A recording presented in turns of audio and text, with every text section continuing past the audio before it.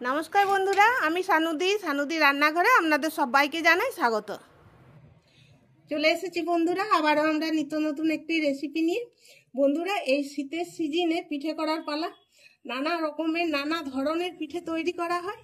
আজ আমি পিঠের রেসিপি নিয়ে এসেছি। আজ আমি সিদ্ধ করা রমা কলাই দিয়ে আঁচকা পিঠা বানাবো। আঁচকা পিঠা বানানোর জন্য এখানে আমি দেখুন চাল ভিজিয়ে রেখেছি। এটা সিদ্ধ চাল, যে চাল দিয়ে আমরা ভাত রান্না করে খাই সেই চাল। আর এই বাটিতে আমি ডাল ভিজিয়ে রেখেছি, এটা হচ্ছে কালো বিরির ডাল। চাল আর ডাল আমি রাত্রেবেলাতেই ভিজিয়ে রেখে দিয়েছি। এখানে আমি দেখুন একটা বাটি নিয়েছি, এই বাটির মাপ করে আমি 2 বাটি সিদ্ধ চাল ভিজিয়েছি। আর এই বাটিরই মাপ করে আমি আধ বাটি ডাল নিয়েছি, বিরির ডাল নিয়েছি। চালটাকে আমি ধুয়ে নিয়েছি খুব ভালো করে। এরপর এই ডালটা ধোয়ার পালা। ডালটাকে হাতে করে এইভাবে আমি কচলে সব ছালগুলোকে ছাড়িয়ে নিচ্ছি।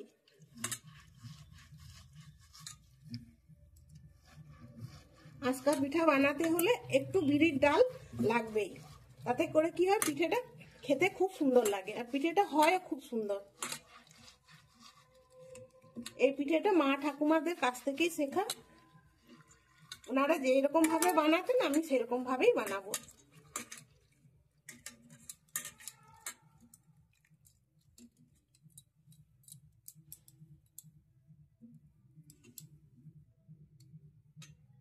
পড়ে গেল, ডালগুলো তুলে নিচ্ছি একটু।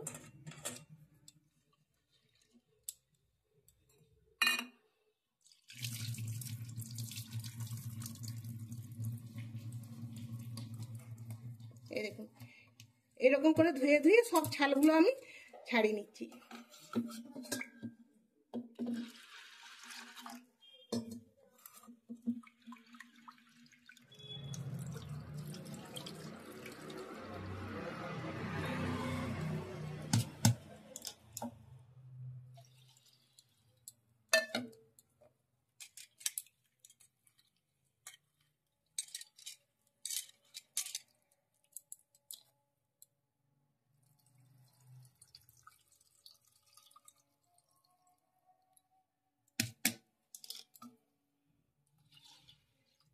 এই দেখুন বন্ধুরা, ছালগুলো সব আমি ছাড়িয়েছি, তবে কালো বিড়ির ছাল তো এরকম একটু একটু কিন্তু থাকবে।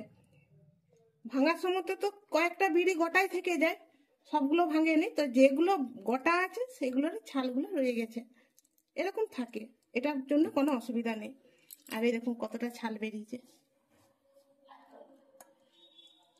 এরপর আমি চাল আর ডাল বেটে নিই, তারপরে আবার আপনাদেরকে দেখাচ্ছি।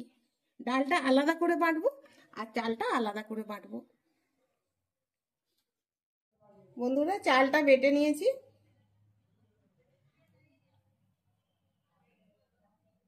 বিরির ডালটাও বাটা হয়ে গেছে। বিরির ডালটাকে আগে আমি এখানে ফাটিয়ে নিচ্ছি একটু। বন্ধুরা, চাল ডাল একসঙ্গেও বাটা যেত, তবে বিরির ডাল একটু ল্যালপেলা টাইপের হয় তো, চেটচেটা ভাবে। তো চাল ডাল একসঙ্গে বাটলে কি হয়, চালটা খুব ভালো করে পিষা যায় না।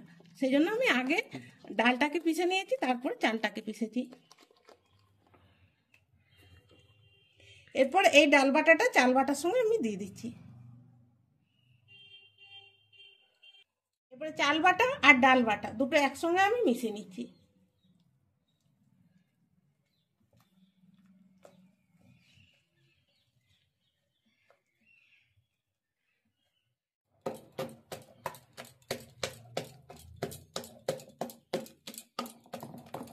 বন্ধুরা দেখুন, এইরকম ভাবে ফাটিয়ে নিতে হবে।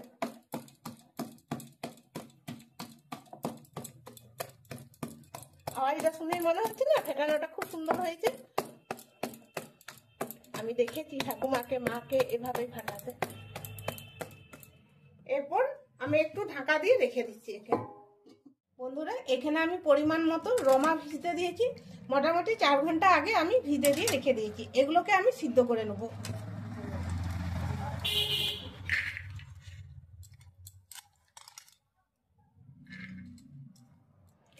একটু জল দিচ্ছি, খুব বেশি দিইনি, দেখুন অল্প একটু দিয়েছি, শুধু ডুবে আছে এইরকম জল দিয়েছি। দিচ্ছি একটু নুন।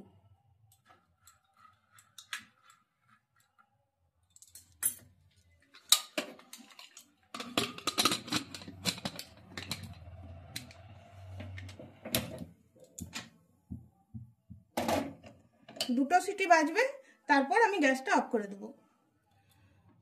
বন্ধুরা রমাটা সিদ্ধ হয়ে গেছে, এরপর কুকারের ঢাকাটা খুলে নিচ্ছি।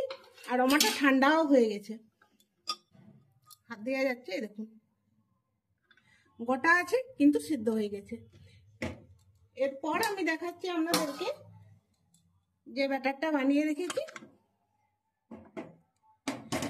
এটাতে এখনো পর্যন্ত আমি নুন দিইনি, এরপর নুন দেব।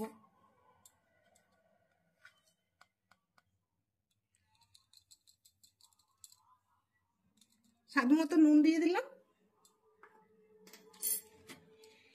এই রমা সিদ্ধটা আমি হাতে করে তুলে নিচ্ছি, দিয়ে কিছুটা মিশিয়ে নিচ্ছি। সবটা দেবো না, কিছুটা দিচ্ছি, ব্যাস আর দেবো না, বাকিটা থাক, এটা আবার লাগবে কাজে।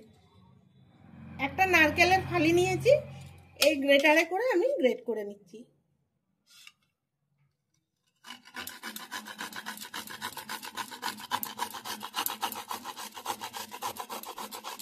আমি গ্রেটারে করে গ্রেট করে নিচ্ছি, কারণ এটা যদি অর্ধেকটা নারকেল থাকতো সেক্ষেত্রে কুড়ুনি করে কুড়ে নেওয়া যেত, কিন্তু এটা তো কুড়া যাবে না, এটা গ্রেটই করতে হবে। গ্রেট করে নিয়েছি।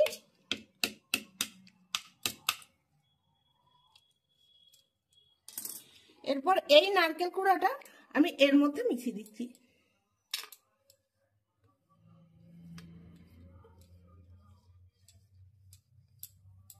এরপর আমি ভালো করে মিশিয়ে নিচ্ছি। জল যদি লাগে আর একটু দেব।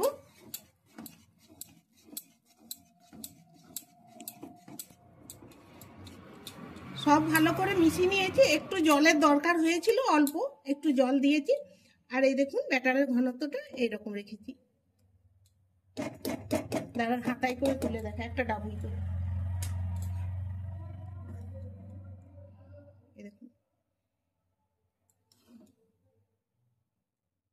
এরপর গ্যাস আমি জ্বালিয়ে দিলাম, তাওয়াটা গরম হতে বসিয়ে দিচ্ছিলাম। তাওয়াটা গরম হয়ে গেছে, আর এখানে আমি সর্ষের তেল নিয়েছি আর একটা বেগুনের ডাঁটি নিয়েছি। এটা করে এই ডাঁটিটাতে করে আমি তাওয়াতে তেলটা বুলিয়ে নিচ্ছি।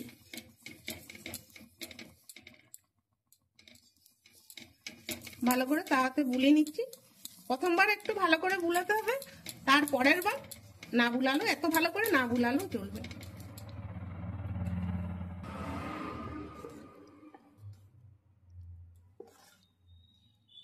এরপর আমি ডাবল করে দিয়ে দিচ্ছি ব্যাটারটা, দু ডাবল দিলাম। একটু মেলে দিচ্ছি এভাবে।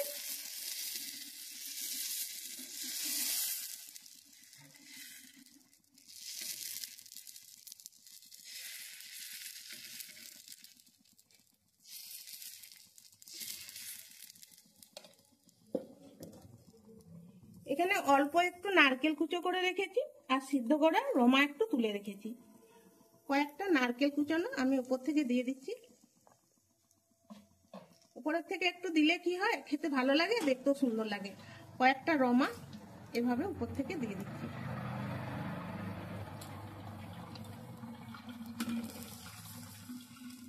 ঢাকা দিয়ে দিচ্ছি।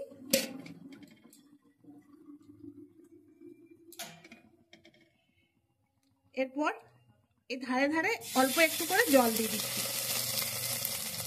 তাতে কি হয়, জলটা দিলে পিঠাটা খুব ভালো করে সিদ্ধ হয়। অল্প আঁচে আমি কিছুক্ষণ হতে দিচ্ছি। এরপর ঢাকাটা খুলছি।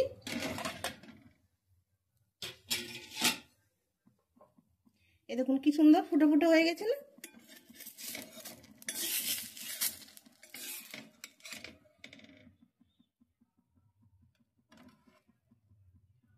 একটা হলো, আবারও আমি তাওয়াতে তেল বুলিয়ে নিচ্ছি।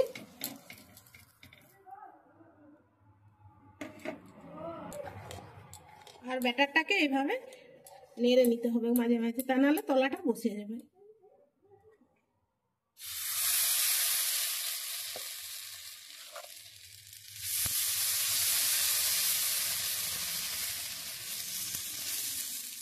বন্ধুরা আস্তা পিঠা এরকমই একটু মোটা মোটা হয়, আরো মোটা হয়।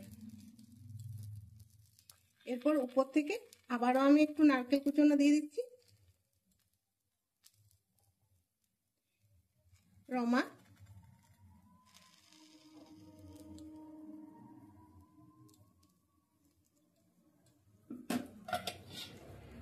ঢাকা দিয়ে দিচ্ছি।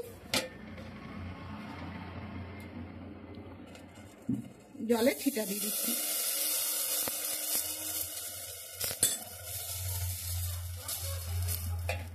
আবারও ঢাকা খুলছি।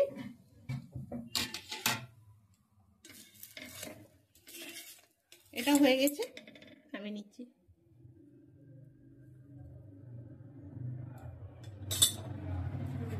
একইভাবে আমি সব আজকা পিঠাগুলো তৈরি করে নিচ্ছি।